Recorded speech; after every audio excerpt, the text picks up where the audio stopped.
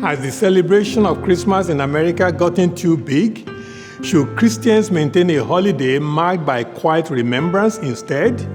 Or is it possible that the Christian celebration of Christmas is actually too small? Are there reasons our church and family calendars should include lots of reminders of the beauty and glory of the Advent and Christmas season? Today, I'm joining Dr. Lydia Oil, Professor of Church History here at Campbell University Divinity School, to talk a bit about Christmas. And we are joined by students, alumni, and other members of our community who have come with questions to guide our conversation. Welcome to Conversations at Campbell, thoughtful conversations for faith and real life. It is my great honor to welcome all of you to this important conversation about Christmas. So this is a wonderful, distinguished audience, and we are very happy that you are here. It is important to celebrate Christmas by having this kind of discussion. So I want to ask Dr. Lydia Oil, why in the world do we celebrate Christmas on December 25th? It's really a crazy question. Some of you might know someone who is against celebrating Christmas because they say Christmas was celebrated on December 25th from the beginning because that was a secular, pagan holiday, and we sort of adopted the date. And there were secular and pagan things going on in late December in the Roman Empire. That's for sure true. People, even today, celebrate the winter solstice in late December. And we also had celebrations of the sun god in late December, maybe on December 25th. And so that could be why Christians adopted December 25th. But we really don't have evidence that that was the case. That is, nobody says that for a long time. And when it is said, it's kind of like said in a, disrespectful sort of way. And also, it was the case that Christians really weren't big on adopting and using pagan anything. They wanted to keep separate from pagan religion. They were pretty strong in that. And so I don't think we have good reason to think that Christians really did just adopt a pagan holiday. It's possible. But what I think seems to be more possible, and this actually takes more thought to try to understand. Apparently, ancient Romans had this idea that really important people would be born and die on the same day. Like you would have, that would be a symbol that you had lived a full and complete life because you were born and died on the same day. So Christians really worked to date the time of Jesus' death, and they got that around March 25th. And so even though if they said, well, he was born about the same time, then that would have meant Jesus was born in March, which he could have been. But they decided to start the count with the conception of Jesus. And so they then said, okay, when was Jesus conceived? He had to have been conceived on that same day, March 25th. And if he was conceived on March 25th, he would have died, he would have been born right around December 25th. Now that would be in that best of all magical worlds when people are actually born exactly 9 months after their conception. I don't think that's really how it works most of the time. But it seems like this date of December 25th was more of a philosophical date for the birth of Jesus than maybe an actual date. It seems unlikely that we could have possibly have known Jesus' actual birth date in a world in which people don't really celebrate birthdays. And that was the case in the early centuries of Christianity. So we do have Christians sort of settling on this date of December 25th, but there will be folks who very strongly believe it was January 6th. And so it's interesting that January 6th is also a part of the Christian calendar, the date on which we celebrate Epiphany. And there are still Christians who celebrate Christmas on January 6th because, as a rule, we have a hard time coming to an agreement on lots of things, and that's just one of those things. That is quite interesting. I'm aware of some cultures in East Africa that when the child is born, they will count backwards 9 months, and then they will celebrate the birthday that time. Oh. So not the actual date of the birth of the baby. So in Uganda, I've seen that, as well as in Ethiopia. Quite interesting, so that you mentioned that. We do have another question from one of our alumni, Sarah Steele, who is the dean at the library. And this is the question. How did the ancient believers decorate for and celebrate the anniversary of Christ's birth? Okay, so as we talked about in the sermon, surprisingly, Christians didn't celebrate the birth of Christ in any way for several centuries. It simply didn't happen. But when Christians did kind of settle on a date, then they also moved toward enjoying a celebration of Jesus coming. And so, not surprisingly, they adopted common ways of celebrating.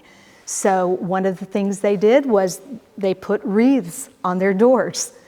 They had a big feast. They decorated the street out in front of their home.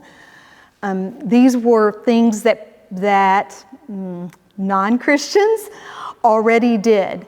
And so there were folks that thought these were very bad ideas because that made them pagan practices. And so we actually know about the kind of early festivities because Gregory Nazianzus was a bishop at the time, and he made, a great complaint about Christians doing these sorts of things because he said it looks too much like pagan celebration. I think it just looked like celebration, and Christians adopted those sorts of practices that everyone used to celebrate. And I think we still do that. Everyone feasts as a part of a celebration. That's what we do when we celebrate. And so Christians do that. Even in that early period, we also see the beginnings of gift giving. And that was also a common practice among other folks that weren't Christian. But Christians will adopt that as part of their early practice.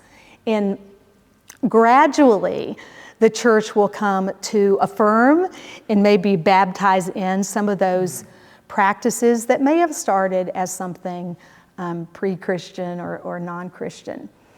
There were practices as the centuries passed along, especially in medieval Europe, because there was some crazy stuff that happened there, that the church would speak out strongly against.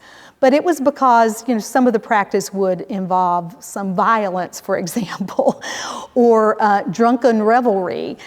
And so there were good reasons for the church to kind of put a stop sign in front of some of those things.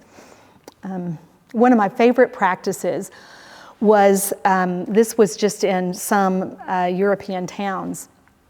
A teenage ruffian would be elected among his peers, and he would become this kind of alternative leader. Let's see if I can remember his name. The Lord of Misrule. Some of you know some lords of misrule in your town, but he would get up a group of subjects. He would gather them up, and they would then go from house to house demanding food from the occupants. And I don't know, but it may be where, so give us some figgy pudding, it may be where that comes from. And so they would demand food and people would say, oh, okay, and would hand over food to these sort of poor roughneck kids. So there were some interesting Christmas practices that maybe it's a good thing we've moved on past. That's wonderful. Our next question actually comes from Charles Royer, and I'm going to invite him, Charles, to ask your question. It's a two-part question.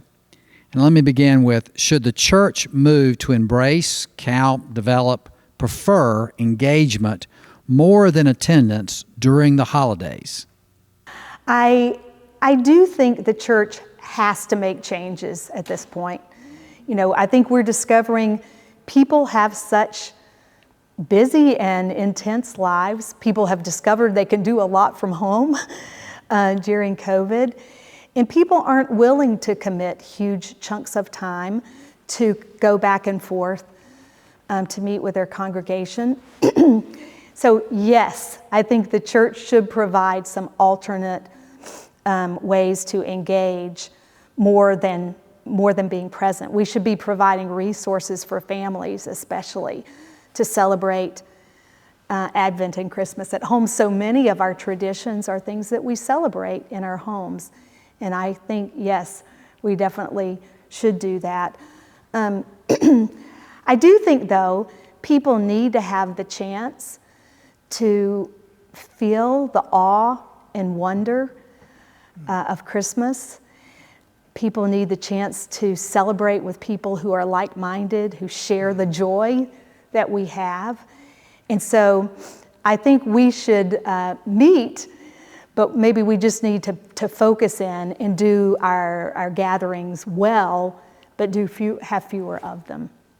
Second question is, what tactics could be used to enhance our opportunities to engage our community during the holidays in a move to follow folks, to give them a way to share their stories, help them answer spiritual questions, and perhaps get them to take a spiritual step?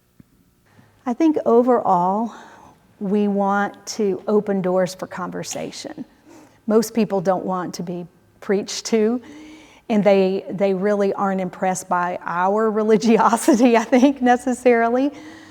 But we need to open doors for conversation, and there's lots of ways we could be doing that in our communities. I just remember a few things that happened during COVID that I thought was pretty wonderful. One, a group came to our neighborhood and set up and went door to door and encouraged people to come and bring instruments.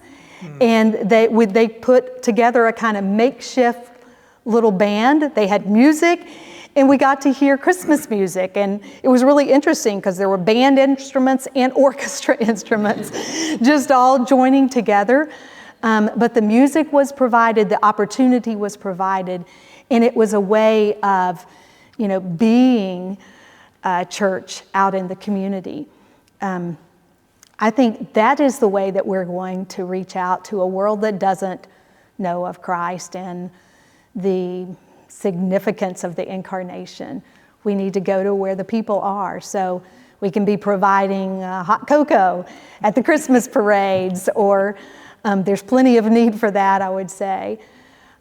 We can provide opportunities for people to sing hymns, because lots of folks, even if they have left the church, love to sing those Christmas carols. And so I think that would be a powerful way to serve the community, and then have an opportunity to start conversations in the midst of that service. People want to talk. We just have to give them opportunity. Okay.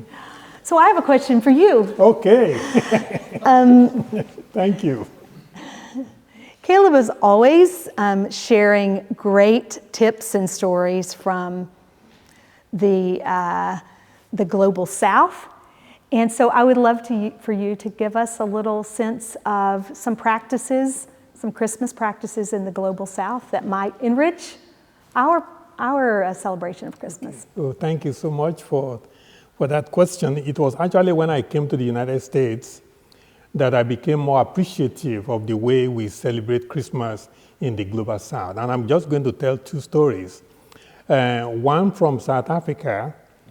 On Christmas Day, regardless of whether it falls on Sunday, as it's going to do this year, or Saturday, or any day of the week, all the young people that turned to be 21 years of age that year, they will all come forward on Christmas Day.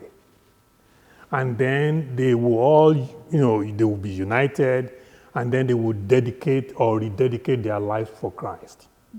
That they will serve Christ all the days of their lives. They will follow all the instructions as stated in the scriptures, and so on and so forth. And then people will be encouraging them and celebrating with them and actually congratulating them for reaching the age of 21. Because not everybody has the privilege of reaching that age. So it is an important milestone. It's like in the United States, when you are 16, you get your driver's license, you begin to drive. In South Africa, it's at the age of 21 on Christmas Day. So, and I became more appreciative of that when I came to the United States. Another story that I like to share with you is when I was growing up at the Yaba Baptist Church in Lagos, Nigeria, all the young people who are below the age of 30, they will all congregate. They will all meet together at 10 p.m. on Christmas Eve. And then they will gather together with drums, and they will be singing Christmas caroling to all the church members of that congregation. And ahead of time, the members will already tell the people in the neighborhood that members of my church will be singing caroline, they will be singing and will be happy all night today. So be prepared for that. And occasionally, some of them will be Muslims. And then, we'll all be singing all night. And then around 6 or 7 o'clock in the morning, we will all meet together again at the church. And occasionally, Muslims will follow us, because they just love that kind of understanding of Christmas. And consequently, some of them started coming to our church. I know a lot of them who became Christians because of the activities of the church during the Christmas holidays. They were drawn to the celebration. Exactly. And then they begin to hear the sermon about Christ, about Christmas. And in most cases, even their young children will say, "Daddy, why is it that we are not singing Christmas caroline?" And they are Muslims. And later on, it is not impossible to see them during Easter. They will knock on your door, and then they will say, "Oh, this is Easter. You remember we celebrated Christmas? It is Easter. The Lord is alive." And they are Muslims. And then they will all join us. So it was actually when I came to the United States that I became more familiar with the distinction between all religious traditions in that way. But the love is what joined all of us together, the love of Christ. So that Beautiful. So those are my two stories about our Christmas that is so unique in the Global South. So thank you so much for participating and for coming today. We are very grateful to you for this wonderful discussion about Christmas. So may your Christmas be merry, and may you glorify God in whatever you do. Thank you very much. Thanks for listening in to Conversations at Campbell. Please subscribe to the channel to be notified of future episodes, or better yet, join us on campus for the next event. Check out the links for additional resources related to today's discussions. We hope that this Advent season is filled with the hope, peace, love, and joy of Christ.